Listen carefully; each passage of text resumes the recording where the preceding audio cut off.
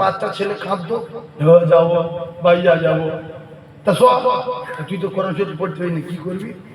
তাহলে তোর এক দোয়া শিখে দিয়েছি, ওই দোয়াটা পড়বি স্পিডে আমাদের সামনে। ওই পরে আউযু বিল্লাহি মিনাশ শাইতানির রাজিম বিসমিল্লাহির রহমানির রহিম। ও কি পড়ছে বলো? দোয়া ইউনুস পড়ছে, এটা কোরআন শরীফ পড়ছে। তো কি বলছে? লা ইলাহা ইল্লা আনতা সুবহানাকা ইন্নী কুনতু মিনাজ জালিমিন, ওইটা শুধু বলছি।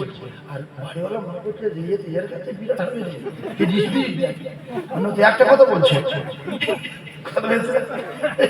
এইরকম দুইটা ছেলে উলিয়ে তোদের বলতাম যে এক কাজ কর, এই কোরআন শরীফ লিয়া নবীর মেম্বারে বসে বলছি, পরপর এরকম বাড়িতে যা হতো যে কোরআন শরীফ পাশে ভাবি এই বাড়িতে পড়ছি, ও বাড়ি খুঁজছি বলে আমরা রাখি না, ও বাড়ি বলে ওর আমাদের চালু নেই, ওই বাড়ি হয়তো রাখে মসজিদ যাও।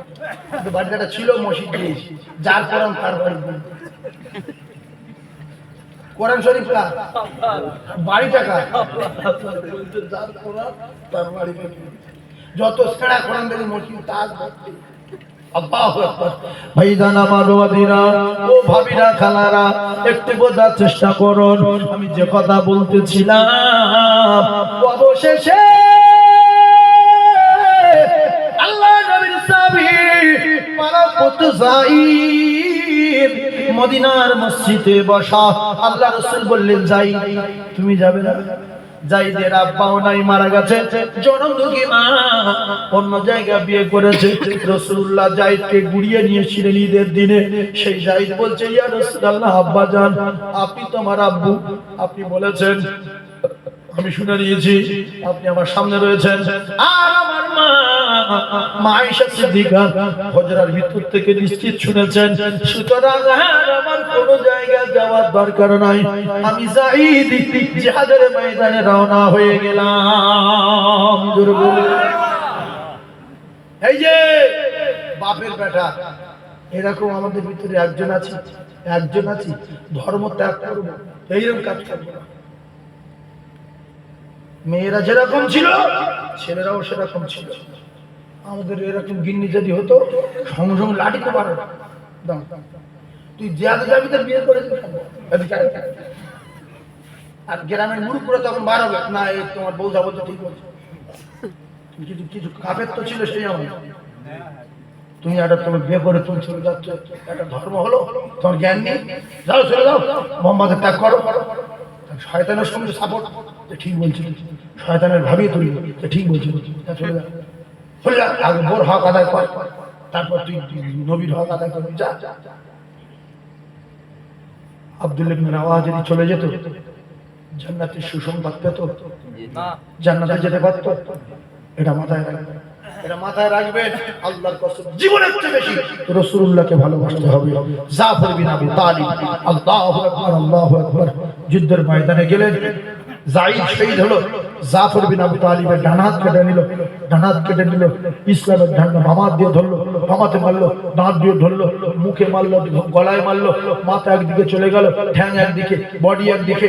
কিন্তু আব্দুল্লাহ ইবনে রাওয়াহা বলছে, আমি দেখতে পাচ্ছি ইসলামের ঝান্ডা এখনো উঁচু করে রেখেছে কে? দৌড়ে গিয়ে দেখতে পাই জাফরের ঠ্যাং একদিকে, জাফরের ধর আর একদিকে, জাফরের আর একটা ঠ্যাং আর একদিকে, জাফরের একটা হাত আর একদিকে, জাফর বিন আবু তালিবের আর একটা হাত আর একদিকে।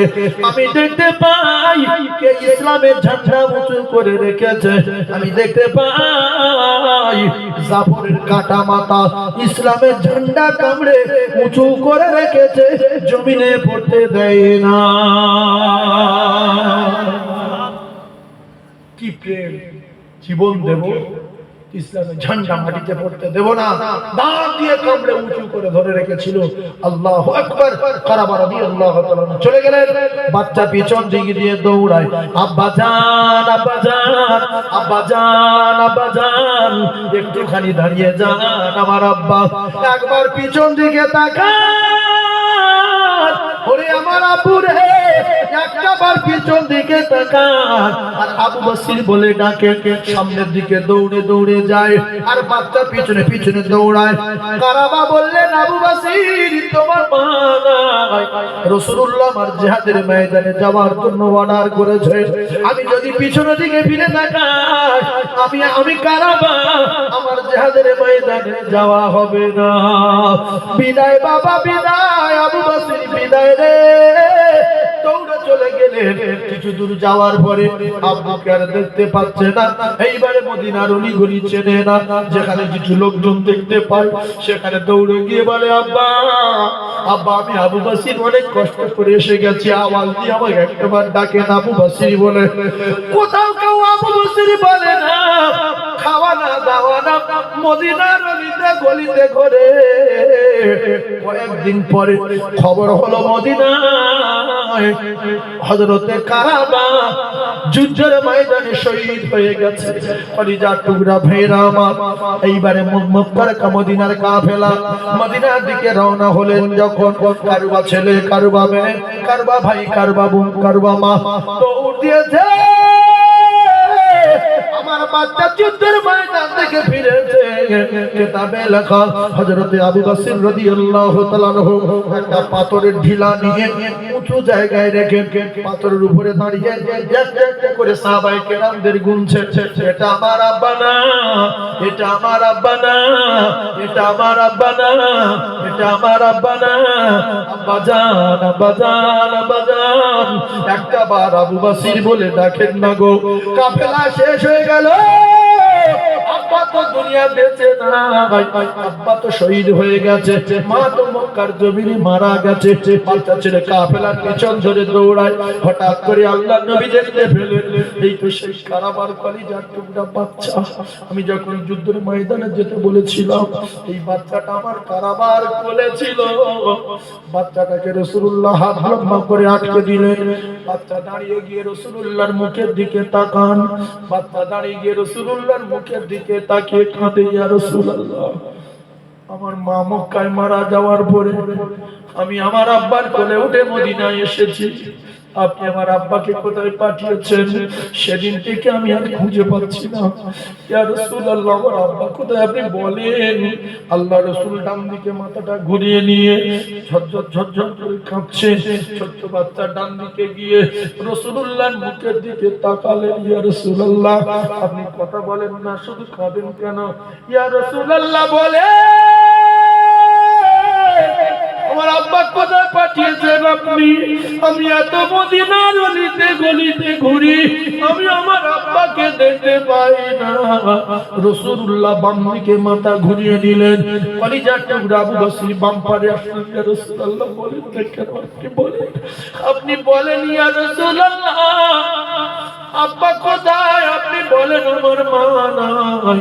আল্লাহর নবী দিন দুনিয়ার বাদশা বিশ্ব নবী কাঁদতে কাঁদতে আবু বকরের মাথায় হাত দিলেন, এই আবু বকর কাঁদবি না, আমি রাসূলুল্লাহ জানিয়ে দিলাম তোমার আব্বা যুদ্ধের ময়দানে গিয়ে যুদ্ধের ময়দানে শহীদ হয়ে গেছে। টুকরে কাঁদলেন আবু বকর, ইয়া রাসূলুল্লাহ আমি মাহারা, ইয়া হাবিবাল্লাহ হুজুর আমার মা নাই, আমি আমার আব্বা হারা হয়ে গেলাম, আমি মদিনার অলি গলি চিনি না, আমি কোথায় যাব ইয়া রাসূলুল্লাহ? আল্লাহ রাসূল বললেন, সোনা মানিক কেঁদো না, আমি রাসূলুল্লাহ কথা দিলাম তোমার কোথাও যেতে হবে না, আমি রাসূলুল্লাহ আজ থেকে তোমার আব্বা জান হয়ে গেলাম।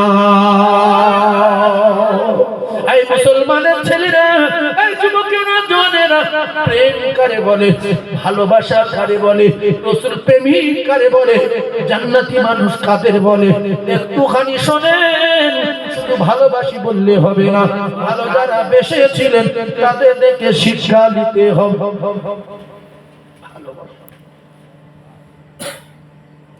হযরত ওমর ফারুক রাদিয়াল্লাহু তাআলা আর কিছু সকাল হয়ে গেল, 16-17 মিনিট হোক, সকাল হয়ে গেল।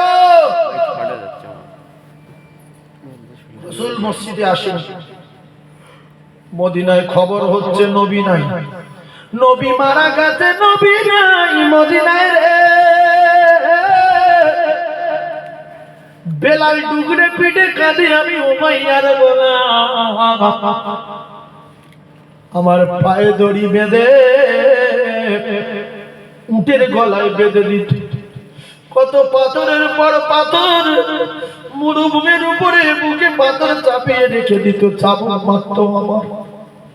আমার নবী নবী করে আমি জীবন কাটালাম, সেই নবী মদিনায় নাই। আমি বেলাল চলে যাব, মদিনায় থাকবো না। বেলাল কাঁদে ডুবরে পেটে।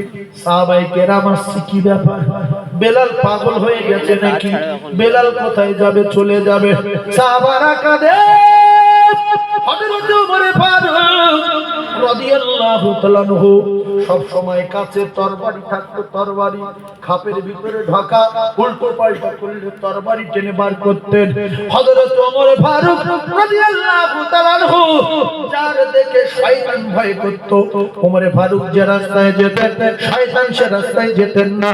কলিজা টুকরা ওমর ফারুক আওয়াজ শুনে তরবারি টেনে বার করলেন, এই আওয়াজ যদি মদিনায় বন্ধ না হয়, আমি ওমর তার ঘাড়ে মাথাটা নামিয়ে দেব। নবী নাই, নবী নাই, এই আওয়াজ আমি ওমর শুনতে রাজি নাই।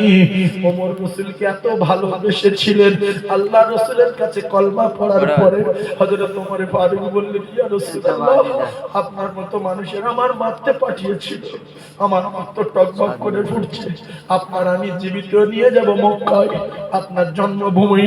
আর মারওয়া পাহাড়ে গিয়ে দাঁড়িয়ে আবু জেহেলের বলবো, বেরিয়ে আয় রে, কার মারতে পাঠিয়েছিলেন, বেরিয়ে আয়।